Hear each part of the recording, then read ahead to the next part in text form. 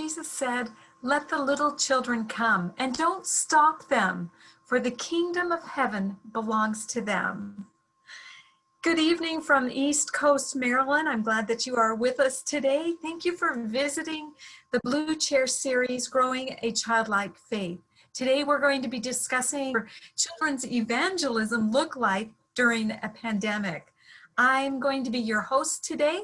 My name is Sherry Yervik. I'm the Children's Ministry Director for the North American Division. And hosting with me today is Jerry Lopez. Hello, everyone. My name is Pastor Jerry Lopez. I am the Associate Director of Children's Ministries here at the North American Division.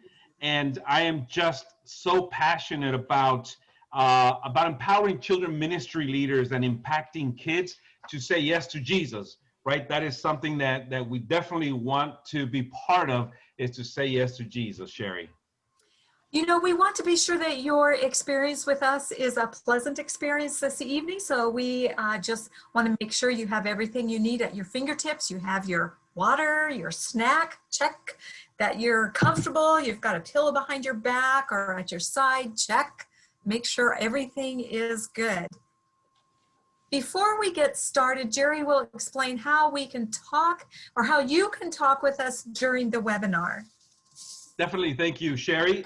Just want to let everyone know that we will have both the chat and the Q&A section open during this time. We do want to have the chat just if you have any comments that you want to say, a quick hello, where are you from, and all that. That's going to be the chat section of it. Then we have a Q&A section that is down in your menu bar.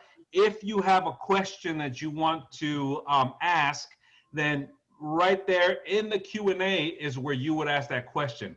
Not in the chat, because we're not going to be looking at questions in the chat at this moment.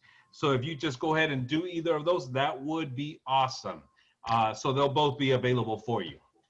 Okay, well, our topic today, what does children's evangelism look like during a pandemic, is going to be a conversation between some great panelists. And I just wanted to introduce you to them before we get started with our discussion. And also, just imagine that we're all sitting around a table and we're having this great discussion. And our first panelist that I'd like to introduce to you, our first panelist that we have is Jean Boonstra. She is the Associate Speaker for the Voice of Prophecy Ministry and Executive Producer of Discovery Mountain. I'm sure all of you have heard about Discovery Mountain. It's a Bible-based adventure series just for kids. If you have not heard it or seen it, please go to their website and look that up after the webinar. Then we have with us Melissa Bradshaw. She's director of My Place with Jesus from It Is Written. It's an interactive series of Bible studies for children and families. And the children will especially love that site. And again, if you haven't seen it, be sure that you go to it after the webinar. Our next panelist is Darren Pratt, Director of Children's and Family and Junior Youth for the North New South Wales Conference in Australia. He has a deep passion for children really knowing their Savior and giving parents the resources they need to disciple their children. Then we have with us Linda Coe.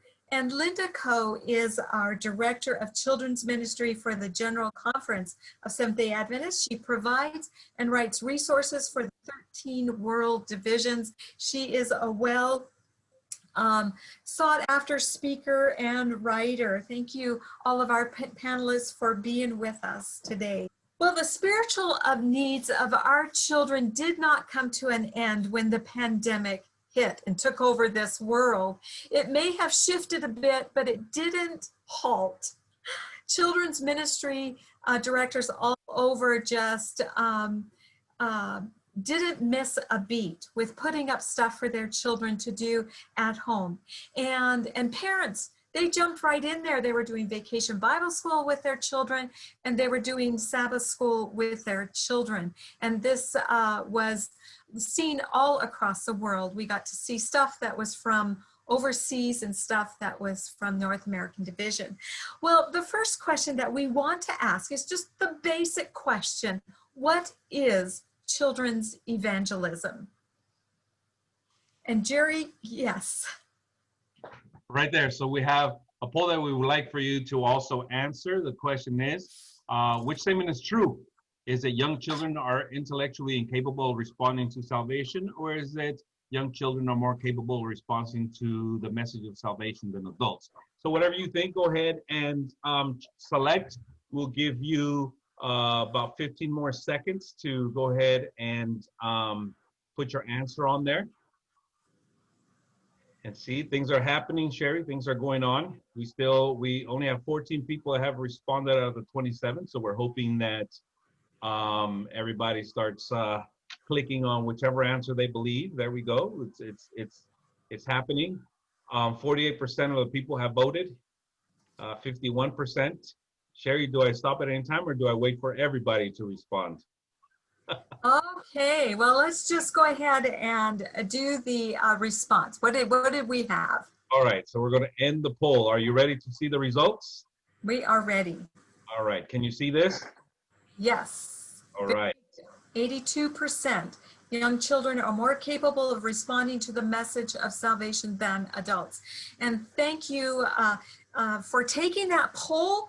We really appreciate it, and we will be discussing that very same thing. So again, I want to ask our panelists, I would just want to repeat that question. What is children's evangelism? Well, I would like to start by saying that Okay. I believe that children's evangelism is reaching children with the message of Jesus, his salvation, all he has to offer, within the age bracket of what I call the 4 to 14 window. You can Google that, and there's so much about that in reaching this group, which I believe where children, anybody, is most likely to make a decision for Jesus or life is in this age bracket. 85% will make a decision for life in the 4 to 14 window. So it makes sense, I guess, for us to offer resources and to equip parents and mentors to be in this space to reach these kids. That's right, Darren. Thank you. Thank you for that. You know, Sherry, Yeah. Ellen White tells us in Desire of Ages 515, she said, it is true that children are still most susceptible to the teachings of the gospel. So this is a time we should share the gospel with them so that they develop a close relationship with Jesus. That's right. That's right. And I Yeah, think, Sherry, go ahead. Sherry, I just wanted to add, it's pretty simple. Children are so impressionable. Yeah. And they believe and they trust. And this is an opportune time to tell them about God, and so that they form that relationship with him and trust in him. Mm-hmm. Yes. You know, there are some other statistics out there. Darren, I'm glad that you mentioned the 4-14 window. Yeah. And I believe that window is just getting a little bit shorter. Yeah. Yes, Jerry has these statistics up here. 30% of the world's population is under the age of 15. 70% of children are born into non-Christian homes. Mm. And 40 million children in North America have heard the gospel. Or let me just see, 40 million children in North America have not heard the gospel. And 85% of all Christians accept Christ before the age of 14. Mm-hmm. Wow, can you imagine what does that look like when you go to church and you see those children that are 14 and below? You know, Yeah. Sherry, Go ahead. Go ahead, Darren. I was going to say, imagine if we could reach and keep our children, as our own children, our churches would be full and overflowing. Yeah. Amen. Amen. You know, I read through those statistics that you put up, Jerry, and it's shocking. Some of them, 70% of children born into non-Christian homes. That's a large percentage. But, you know, I found another percentage that was, I think, even more shocking to me, that 78% of U.S. Religious nons, so they say there's no religion, they say they were raised in a highly religious home. 78% of nons were raised in a highly religious. And so this was done by Pew Research. They said religious households may have to change tactics if they want to see their children grow up as practicing believers. Staggering. Yeah. Yeah, that is very staggering. And that makes this conversation even more important. Mm-hmm. Yeah, absolutely. I think because, those type of statistics should really kind of, open up our eyes and say, okay, what is it that we need to do then? Whatever has been going on, we need to kind of like reevaluate that, especially now during the pandemic. Is okay. So how do we work with these particular numbers? It's interesting, all of that, for sure. Yeah. And we don't want to lose hold of that time frame, even during the situation we're in the pandemic. We don't want to just say, well, we'll get through it. Well, it's just 1 year. It's just 1 month, we thought in the beginning. We want to stay faithful to that, and we want to stay moving forward and adapting, because I think too, probably we're all experiencing this, the adaptations we're making to reach kids in a virtual atmosphere. We're going to be using that and continuing to adapt that moving into the future, even when we are all back to sitting face to face the majority of the time. Yes, I'm going to back that up, Jean, because I'm a father, and it was only yesterday I held my 2 children in my arms, looked into their little blue eyes, and I made a commitment back then as a new dad that stats said back then we're going to lose half of our kids from the church. That was Barna said that when I first had my children, and I sort of looked at my 2 children and said, which one do I want to lose, my son or my daughter?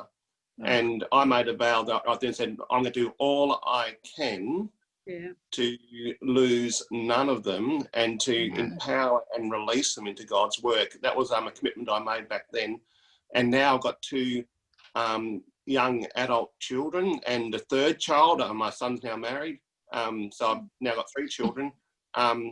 And yeah, I guess I'm a bit selfish in my ministry, in that if I get to heaven and my 2 aren't there, then my ministry is a failure. So that's not selfish. This ministry selfishly because it's my 2 kids that I want to see in the kingdom.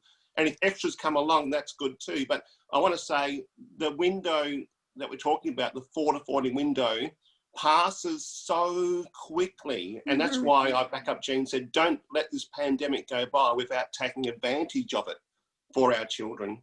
Amen. So, I'd like to circle back to our first question, because we have, all of you have made some great comments, is what is children's evangelism? And Darren, I just wanted to kind of direct it at you first, because what you have said about being a father and your 2 children, and if you get to heaven and they're not there. So what does it mean? What does children's evangelism really mean? Well, I would call it drip feeding, if you want to put it that way. I'm a pastor. I love being a pastor. I love preaching. I love working for the Lord.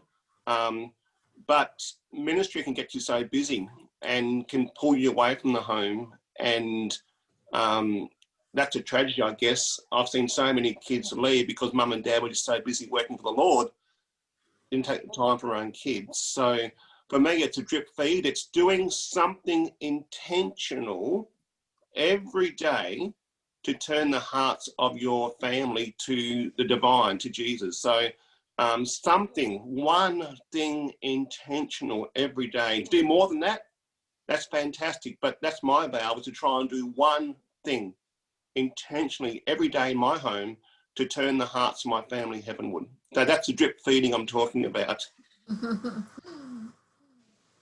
I like that. You had mentioned that your kids are now grown. Mine are too. And so one way I try to keep them involved. Of course, we have family worship and so forth. But another way is in my ministry for children, I defer to them and say, what do you think? Because, they were children and I know that they have a good hold. They were children a lot less beyond than I was. And So asking them keeps them in the loop and helps them, give me ideas and say, no, let's do it this way or whatever. So getting their feedback is also a good way to keep them. Yeah, and just getting them actively involved, Yeah. and it's not mom's ministry, it's not dad's ministry, it's our ministry. Right. And there's that may just seem like words, but that's just such a difference in the family setting. I completely agree with you. Yeah. Yep, Sherry. Sense of belonging. Oh, sorry. Just No. like Jesus make disciples, right? He come alongside them and show them how and work with them and do. So as parents, it has to be an intentional discipleship. We just have to walk along with them. And as a family, like Jean said, we do it together. It's not moms, it's not just me going out to baptize children or that. Rather, we want them to look at spiritual things all the time and thinking about God and how God can work in their lives.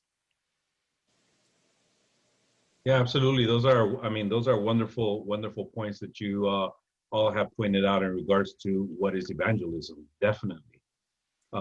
Sherry, we have a second question. We do actually. So what insights, let's just share with our guests that are with us today, what insights and advice do you have for leaders and the parents when their church is closed?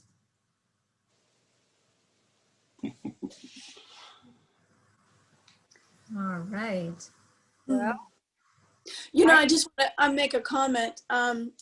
Before the school year began, where my daughter is attending, the principal was anxious to open the school even through the pandemic because churches were closed, and there was a disconnect for young people because they're not going to church, they're not meeting with their friends, they're not worshiping in a building together with people. So it was difficult. It was a push to have that some kind of church, some kind of association with pastors, leaders, and teachers, because this pandemic is really, really bad on the young people because I can stay home. The church is closed. I won't watch anything. I'll just sleep in and do whatever. So that desire to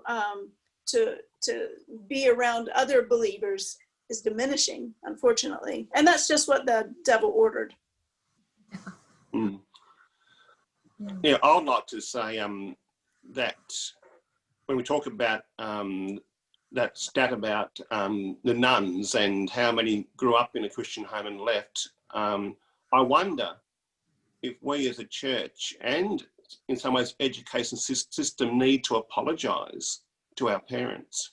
Because in the past we've said, send your kids to me and we will do the faith development, we will show them Jesus, we will share the gospel. And the stats I think are now, and even what Ellen White says in the Bible, I think is really saying that doesn't work. And I think the stats prove that it doesn't work. During this COVID time, maybe God is calling us as parents and as leaders to be more intentional about stepping up and sharing the faith with our children and doing those things at home. Maybe God is calling us to restore our rights, and the church needs to hand over the right to parents and support them in raising their children. I was reading in It Starts at Home, and it said, a book by, I can't remember who it's by now, but it said, the church can only pass on enough faith to our children to inoculate them against taking it seriously. And that scared me as a dad. Wow.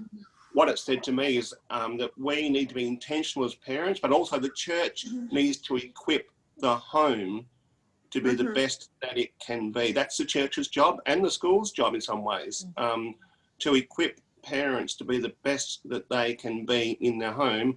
And if I can get my parents as a pastor to do one thing during the week, that's far more powerful than anything I preach from the pulpit. And I love preaching, but if I can send it home, then that's a win for the kingdom. Yeah. Man. That's a great point, because I think that's where we really need to I don't know if I can use this term, but where we need to attack it, right, is empowering and and helping parents be able to know how to do that. Because I think what they do is they give them to the pastors or to the leaders. Here are my children, help them out spiritually, because maybe they don't know then how to do it or what to do or how they can go about helping their children grow spiritually. So I think that is something that we need to do is be able to help parents, help families know how to do that.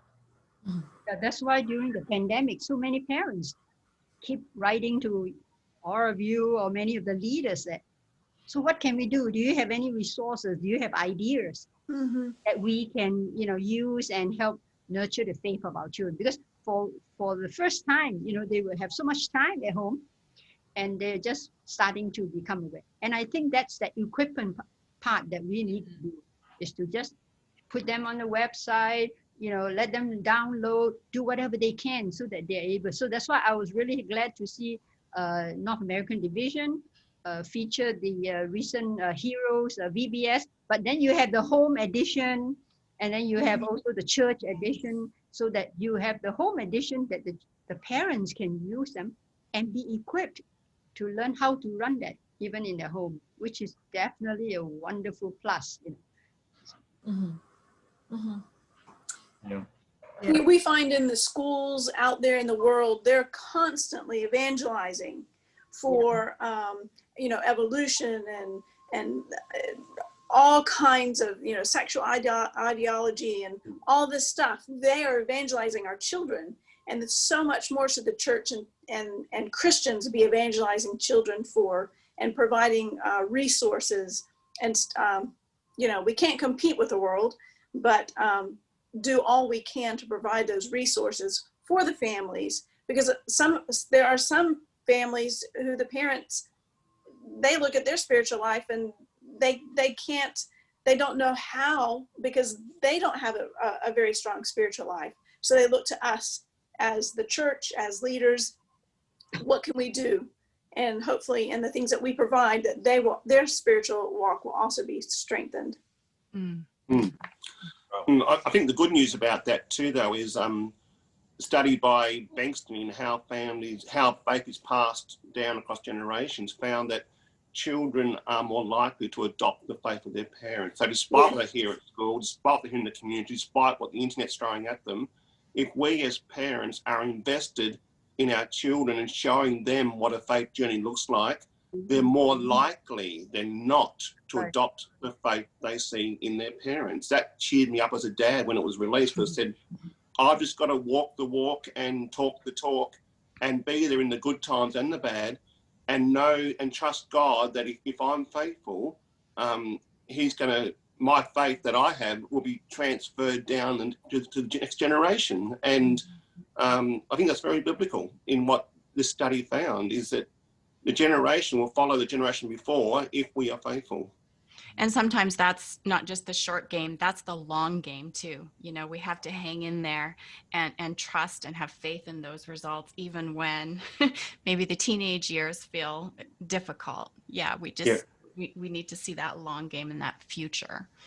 The joy of the study is that it actually tracked generations, not just one, but generations. This was this guy's lifetime work, was tracking these generations. So yeah, it's a long game, you're right. And I guess when you look at Deuteronomy, it says keep on doing it, don't give up. It's continuous. Never give up on fighting for the right relationship with your child. And an encouraging Bible verse that rings in my ears, John 14:7, it says, if you've known me, you would have known my Father. So, the Father's that example, the parents are that example that the children will follow. Yeah. And this is a great segue into the next question, which is talking about generations. And so talk to us about the difference between this generation of children. We're talking about the younger Generation Z, and now what some people call the Alpha generation. There's other names for them. And talk to us about that generation as compared to like when you were younger. Mm-hmm. Well, I think like a few of you have expressed already, my daughters are now both out of the nest as of a couple of weeks ago. So I'm feeling like I'm going to have to be very intentional with staying connected with those younger generations. Not that I don't have little examples living with me, but you know, a couple of things with these generations, Sherry, that just popped to my mind. The negative is the presence of that technology is constantly with them. I mean, they're constantly connected to the outside world. I could have a bad day at school. I could go home. I could shut the door and I could not have to deal with it, but they're so constantly in it. And then another thing that I'm seeing kind of more with my 20-year-old daughter and her generation, they seem in a positive way more willing to talk about and explore mental health issues, and that some of the stigma of that seems to be removed a little bit. So those are two differences I'm seeing, one negative, one positive. Yes, I agree with you. And talking about, you know, your 20-year-old, she's in Generation Z generation bracket.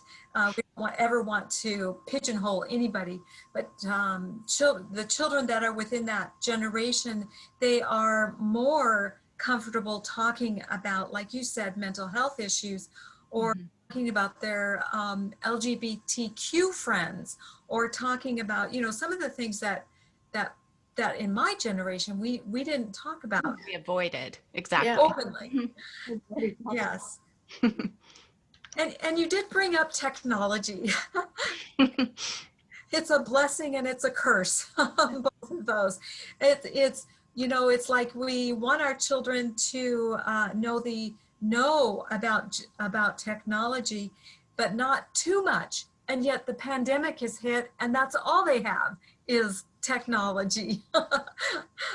So yes, a blessing and a curse there. And also, you know, talking about in previous generations, when I was younger, and some of those in my own same bracket of generations, is that we sat and we listened, and we didn't doers of the word, we were just listeners of the word. And so it seems like this new generation, which some people call the alpha or the robogen generation, seems to be more doers of the word, and they have it in their heart that I must be about my Father's business. You know, we want that to be in their heart, and that's talking about that discipleship again. And as Darren was saying, that drip, that we must drip it to them constantly. Did we lose Darren, Jerry? No, he's still with us. Oh, okay, good. Okay, good. I'm here and I'm listening and enjoying. What I wanted to add in was during the pandemic, some of the studies I'm seeing is that we as parents have relaxed some of our rules around technology because of the fact we want our kids to cope, I guess, and to reach out to their friends, etc. So some of our rules have relaxed. As we pass through the pandemic, and Australia is just coming out of it, so there's hope for others in the world. We are starting to come out of the pandemic, and see churches starting to meet again, at least some of our smaller churches. We as parents need to make sure that we still parent, especially in the digital space. Variety, balance, moderation, know what your kids are Googling, know what they're up to, because the enemy has plans for our children. The question is, do we? So as parents, step up and keep parenting and know what your kids are doing, because as you say, technology is a double-edged sword. Yes. Yeah, Sherry. Recently, I have a couple of friends. They said, well, we can't get rid of the technology. So, you know, for intentional discipleship, they decided, well, let's get together with the kids and let them use the technology, but at least gear them towards something. So, you know, a couple of families told me, well, we got together with our kids and we discussed, particularly the teenagers. They said they decided, okay, how can you share Jesus with your friend at this time, since you don't get to meet them? So so one of them suggested, okay, every day they're going to put a Bible text in there and give a kind of spiritual message for their friends. So as they send up, you know, one mother said when the friends responded, said, why are you suddenly so spiritual? And they asked the young person, all of a sudden he said, well, during this time, so he was explaining, but every day he was putting it. So and the whole family got together and started using the technology.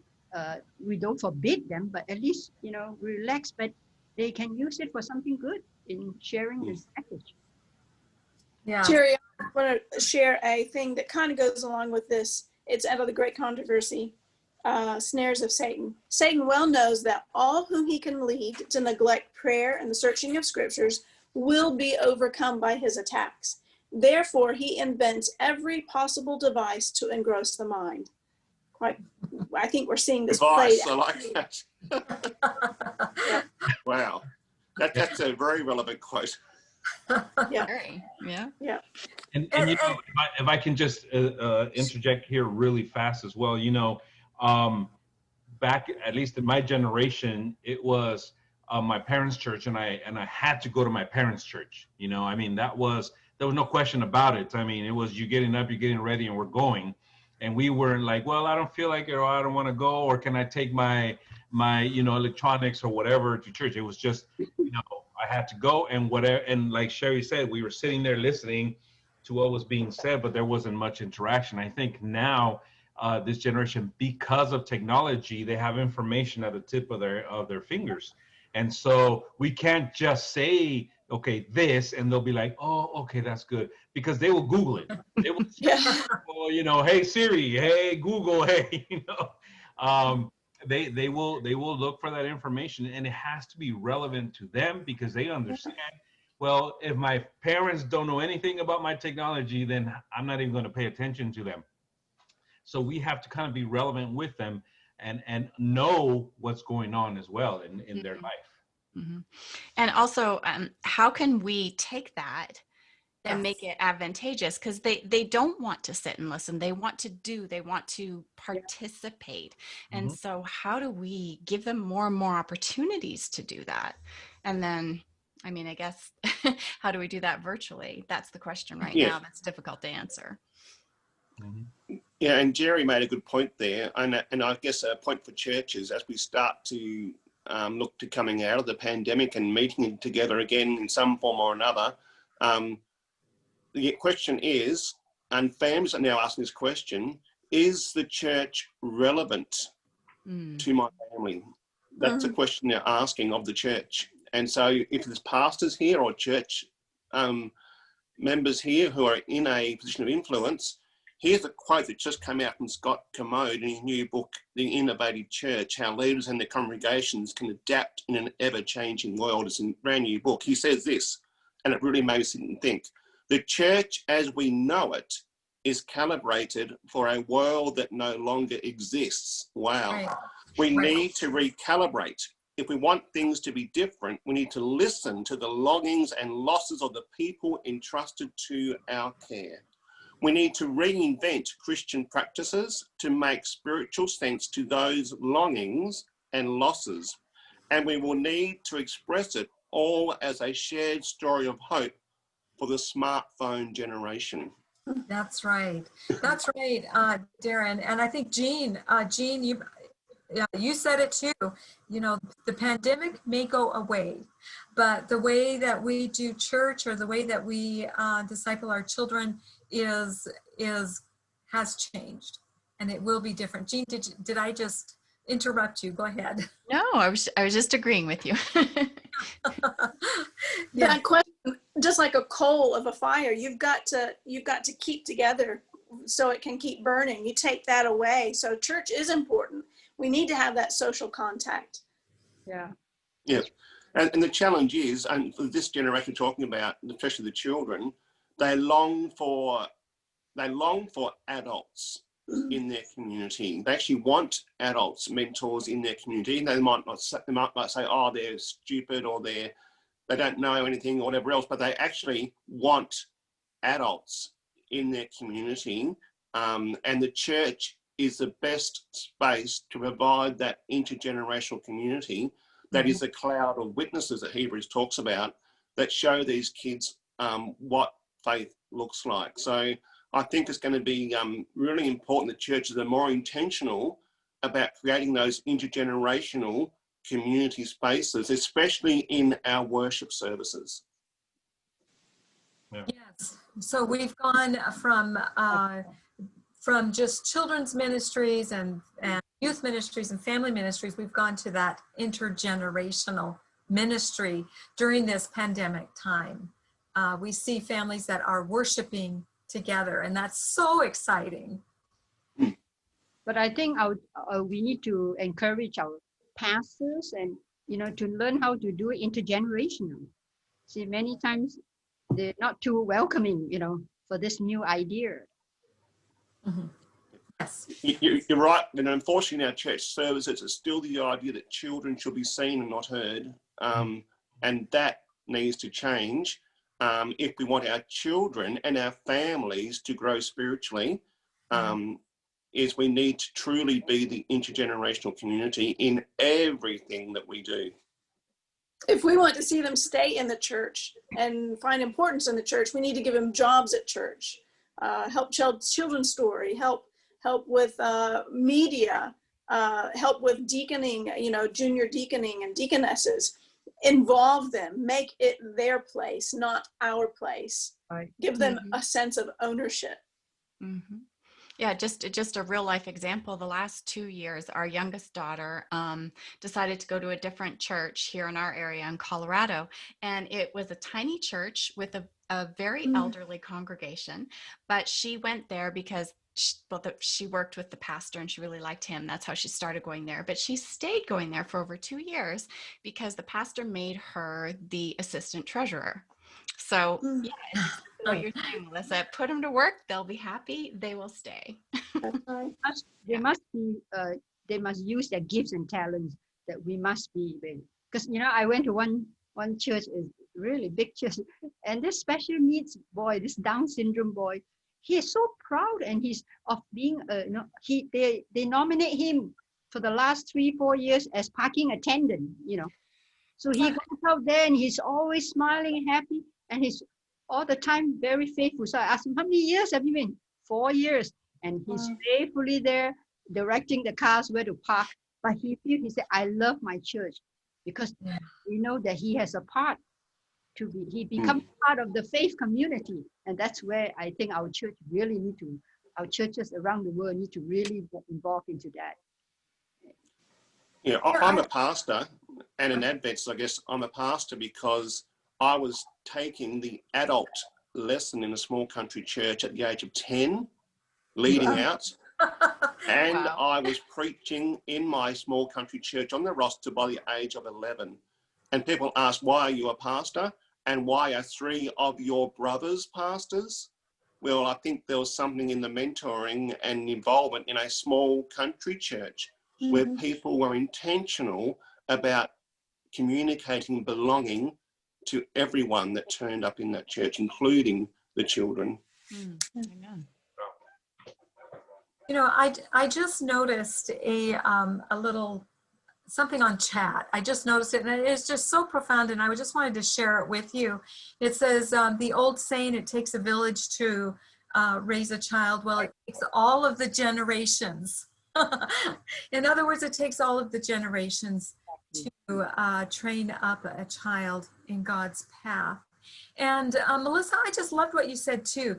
And so I want to just segue right down into our next question, which is, what practical ideas do you have for our listeners to encourage them in their focus on providing for the spiritual journey, because it is a journey of the children in their church, excuse me, and for the parents. I loved your idea about, we've heard it before, and we need to hear it again, about involving our children in church. And Linda, you said that there was a boy that was in the parking attendant. Perfect. And Jean, you said an assistant treasurer.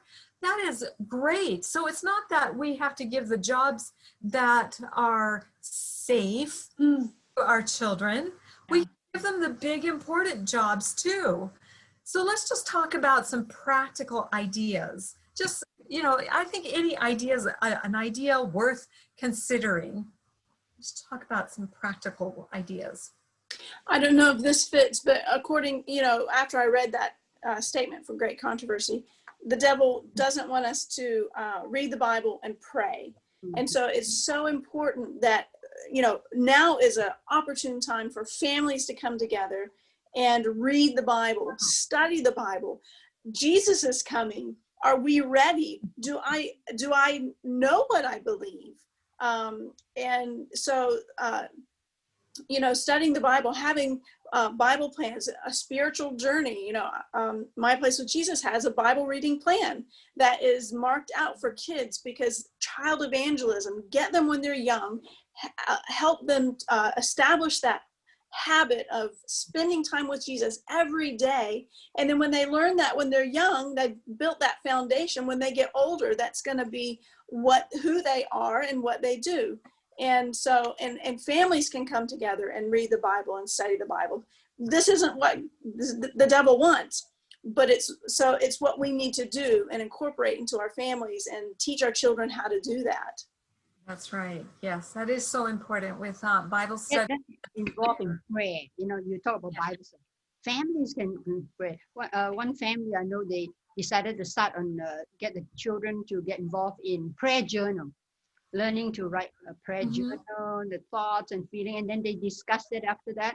And then they also set up a family prayer book where they get to write down and then see which prayers God has answered. And recently they said they kept praying a lot every day. The prayer book for the family was praying for the fires in California, and all the different. So I think this is the kind of prayer activity that it's a life pattern that we can help the children develop, and they will learn to and become very precious to them even at a young age. And I don't think anything more rewarding for a parent is to hear their child say, I prayed about this and this is the answer that I got. And that there's nothing more rewarding to hear kids talking about answers to prayer. Mm-hmm. And I like to throw in the idea of a slow meal, the idea of a family meal. The busy generation, that's up till the pandemic, we were busier than ever before, and often mum and dad were both working, and meals got pushed to the side to some extent. And we talk about the haystacks on Sabbath, and I've loved watching your potluck, Sherry, on Facebook and seeing, salivating at what you guys do. But those traditions are so important for our kids of the slow meal. The idea is it's not the food that is the important thing. It is the cooking the meal together. It is the eating around the table together. It's the discussion and debriefing together. That is important, where values and other protective factors that there's so much research around this are passed on. So I can cook, and I will cook a slow meal, and the kids will whinge and complain and etc. and whatever else, and bicker and fight. But also we have on the table a product that our union put together called Table Talk, where it's based on the Graceland curriculum, and a question is pulled out and the family discusses the table talk question. So it encourages intentional discussion as well around the table, which I think is a big factor. If we can do meals with our families 4 or 4 times a week, the benefits are of eternal significance. Yes, and Darren, I have actually seen, and Jerry, I have seen statistics where it talks about the family that eats together stays together. But Jerry, you had something too. Go ahead. Just really quick on that point as well, is that, at first when you have those conversation starters at the dinner table, you can have the little cards that kind of bring up the conversation. But as you continue to have that and the children grow, the amazing thing about it is that it becomes organic. Then it just becomes something you do. You look forward to that dinner time with your family, and there's going to be some kind of conversation going on where you no longer need the cards anymore. You will now just have that organic conversation. And that's one of the things that I experienced with my youngest daughter still here at home. We'll sit down and we'll eat dinner together, and we'll just have a great conversation together. And many times it's about what's going on in her life. How are the studies, how is university, with us, how is work, and this, and we'll have this conversation. And I don't hear my daughter telling us, oh, this is such a boring conversation. She actually gets into it and gives us her opinions and talks to us about it, and we're all able to just do that. And it just becomes organic. It's no longer just, okay, let me see what this card says. I think that's a great way to start it, and you keep going using that until it becomes just a fluid thing, natural in your family with that. And we talked earlier about the differences in generations. I wasn't raised in the church, but I was raised in a family where every night we ate dinner together and we talked about stuff, and we just didn't think twice. That's what happened. And I think many of us probably were. And I feel like this pandemic is kind of a reset. How many of us, the first response did we have to back in March to all of this was cancel this, cancel that, we just cleared our calendars. And I know I ended up with both my girls at home, and we decided lunch was the best time. So every day we sat down for a hot lunch together. And that was something I hadn't experienced we hadn't experienced as a family in about 3 years since our oldest left for college. So it's an opportunity in the midst of a crisis to kind of, reset and refocus priorities. And during the crisis, Jean, it's a great way to check where your family's at, mental health, other things, by calling your family together for even if a board game or a meal or worship or something. At least get the family together once a day during the pandemic is a great way to check in how everyone is traveling, and give them some support at that time to keep going, to draw the family together. Absolutely. It wasn't until recently that this is just the way we always did it. And I don't even think, stop to think that anybody does it different, but we had one of the kids had a friend over, and they mentioned that they really like that part of the way we eat a meal, especially Sabbath or Friday night, is that we sit down and we don't leave the table. We're there for an hour or hour and a half, and we just talk and spend time together. Whereas their family eats in 15 minutes and is gone. So it is something that makes a difference in a young person's life, is to have that bond with the family. Yeah, definitely. And that's why George Barna's study said that we need tradition. We need to have traditions in our family. Whether tradition to how you keep the Sabbath, or how you welcome the Sabbath, or what you do as a family in the talk. Like for us, always, as my two boys are growing up, always Thursday night is our special night. And we get to talk about, we have our own Bible study. And at first our children used to say, I thought we have Bible study every day at school. And then we said, well, it's different now. We're going to do it as a family. So later on, they took part, and they started coming up with different ideas. So he said, then it became something special for them. So it was always, okay, Thursday night is coming. They already start planning what they want to do. So I think if parents become more, become part of this, something that they do during the pandemic, it really helps. And actually they catch on, and they would also love and see the feedback, such positive feedback from the kids. And that really helps the family to grow, and even the parents grow. Yeah. The Shema passage in Deuteronomy chapter 6 is so more relevant right now for the pandemic. I believe it was almost written for such a time as this, when you read, talk about these things we sit at home, when you walk on the road, when you lie down, and when you get up. That's a drip feeding idea. But also Nehemiah chapter 4, where they're rebuilding the wall and they go back to restore their place of worship, and they've been scattered and they come back together again. Interesting that Nehemiah puts the soldiers at the weakest parts in the wall according to their families. So their families are behind them. And he says, now fight for the right relationship with your wife, with your family, with your children. This is what it's all about. And I think there's a lot of spots in the wall right now that are weak around our families and in our churches. And now's the time to fight for our families and stand up at the gaps in the wall and be that mentor, be that spiritual guide, be the leader in our homes and in our village, as I talked about, to show what that looks like, especially in the pandemic. Yeah. Yes, I agree. And everything that we have said just points points to the fact that that spiritual journey for our children is a village, isn't it? It takes everybody. And what a special time this pandemic has been, because it forced us to slow down and to just take a look, just to relook at the way that we are providing discipleship for our children. Well, we have a few minutes left, Jerry. Yes. Okay. Yeah, we have, let me see, we have about 5 questions that are, Okay.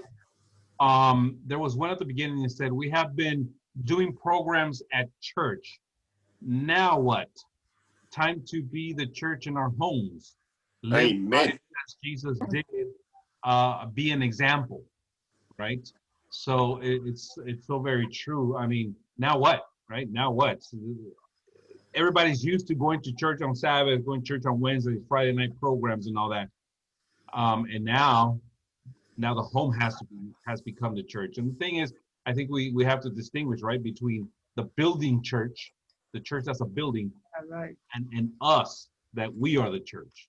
Where we are gathered, right? I mean, that's what the word tells us. So our home can very well be the church for our families.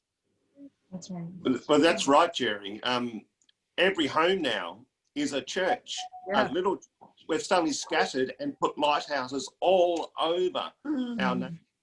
And the best discipleship incubators on the planet have now come into their own. So I say, let's take advantage of it. We are all little churches. Yeah, definitely. I have another question here. And it says, now that we are so immersed in technology, how do we make it work for us? And what activities can we share with parents that can be done outside of technology together as families?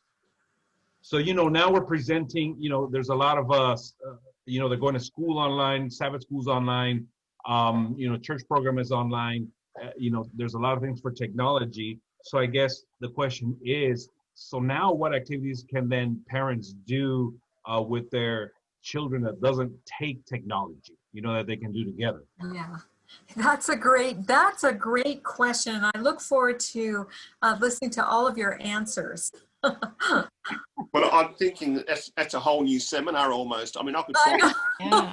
for ages on that one, but I'm holding back. But there's so much around parenting through technology and evangelism through technology, etc. I don't know what to say, but maybe some resources afterwards, because if I start, I'll talk for an hour. Well, and it's such a difficult question to answer, because all of the things that intuitively come to mind, go for a hike, go visit friends, we can't really do those unless you just take your family unit and go for a hike. So it's tough. I think that's a really, really vital question. The only thing I can think of that's more traditional is, I love the fact that Guide has put their magazines on the website in PDF form. So, you could print it and have paper to look at instead of a screen. But yeah, that's such a relevant question. I love that question too, because I just love that question. And I have the same thing: go for a hike or visit friends or call somebody, but that you don't want to do that. But there's all kinds of things. If you did your research online and then got offline, treasure hunts that you can do in the backyard. There's resurrecting the post office, like actually writing a letter and putting it in the mailbox, waiting for an answer back. Because especially with this generation of children, we do need to teach them to wait for their answers, because they, like Jerry said, they've got it right here at their fingertips. Yep. I think also, just one little thing I'd say is, we as parents need to model how to use technology to our children. We are sometimes the worst culprits, especially dads. We are the worst culprits when it comes to the dinner table and other places at allowing technology to invade the home. So parents need to model the right technology use to their family. You're right. Yeah. But in the morning when you get up, don't look at the iPhone. You know, the moment you get up, it's like you're addicted to it. And when your children talk to you, you never have time for anything else. All we have is just, you know, I have to check the email right away. See, the world will not come to an end if you didn't check the email. So I think it's very important to, you know, model that, or else for the kids, they look at us, they think, for the parents, the first thing they do in the morning is pick up your iPhone or your smartphone. See, there's no time even to pray or something like that. See, so we can model that they pick up their Bible and talk to Jesus first. yeah, That's the first thing. Amen. The first messaging that we can do in the morning is pick up our Bible and don't read it on our phone, because that's a distraction and a temptation. Yeah. So powerful, Melissa. You're right. I think if children see parents doing the spiritual practices that we talk about, that's powerful, informing them, but also passing on habits that will take them into their future and their lives. So, yeah, create those generational habits now that they'll see, and then they'll do. Right. Yeah. I know there's a lot to say here, but we have a couple more questions. Is that okay if I move on to the next one? Yes. Just really quick, this is for you, Darren. What is the title of the book that you referenced? Which one? The Scott Commode one? Yeah, the last one that you talked about, that you read a quote from that was powerful. Yep. I'll just go back and get it. Where are we? I'm using my technology, by the way, to find it. In my photos. The one that has the quote. Yeah, I'm just going back to find that quote. It's the Innovative Church: How Leaders and Their Congregations Can Adapt in an Ever-Changing World, by Scott Commode. It's a brand new book, just released. Okay, Scott. Okay, definitely. Wow, powerful, powerful. There is another question here, Sherry. What children and young people need is consistency. So many are confused by the many double standards they see in the home and church. And I agree with the gentleman from Australia. The church needs to apologize to our youth, it says. And it's true, right? I mean, many times there are those double standards, and today's children and youth and teenagers, they see that. I mean, they're very aware of stuff. They are very good at that. The thing is, Jerry, children won't adopt the seventh-day faith they see. They're more likely to adopt the 7-day faith they see, and that is the difference. Wow. Good. Definitely. Very good. And let me see here. One more says, what are some ideas to reach out to non-SDA kids in the community during the COVID time, besides VBS? So what else can they do to reach the unchurched children around their community? Any idea? There's probably some websites that some panelists have.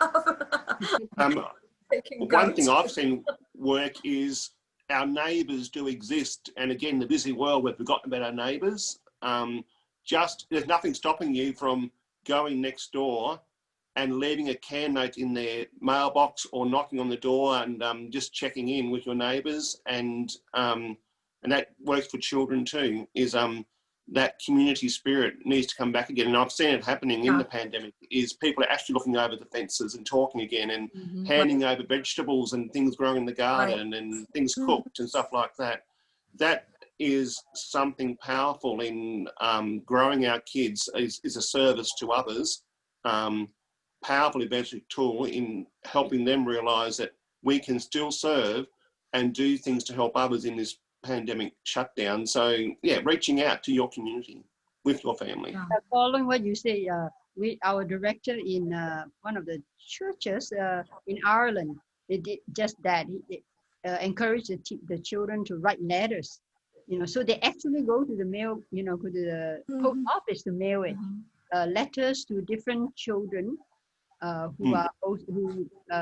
they chose different ones, like kids in the orphanage, kids whose parents are incarcerated, and so they just write. So every week, those children write, and then they do get back, and their letter is "God loves you" letter. So they start writing. So it is something that children can do, like Darren said, reaching out to the community in a small way.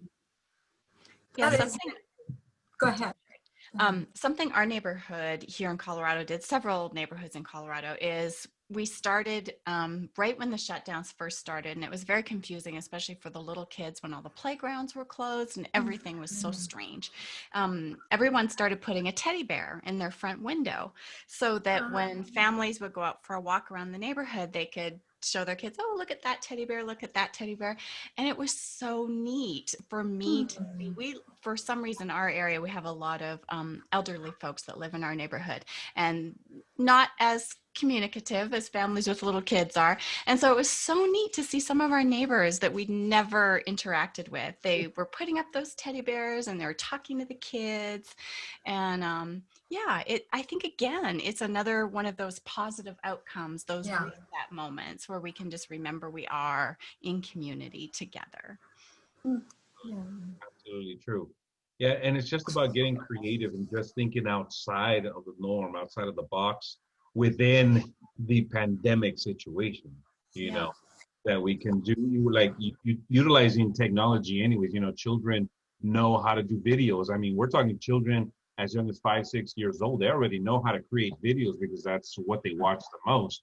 And an idea is to create a video for your neighbors, and you know, put content in there of uplifting them, maybe a little story, maybe talking to them about what Jesus can do in their life during this pandemic, you know, and doing it as a family and then sharing that in their community, in their neighborhoods.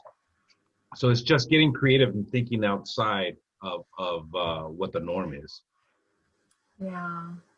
Terry, that was all the questions we had that came in. Okay, all right. Well, it is just a little past 8 o'clock. We don't want to keep anybody up past their bedtime or their dinner time.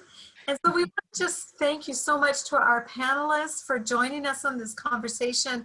I know that this is a subject that we could all just spend hours talking about, and I just really appreciate you taking the time to be with us.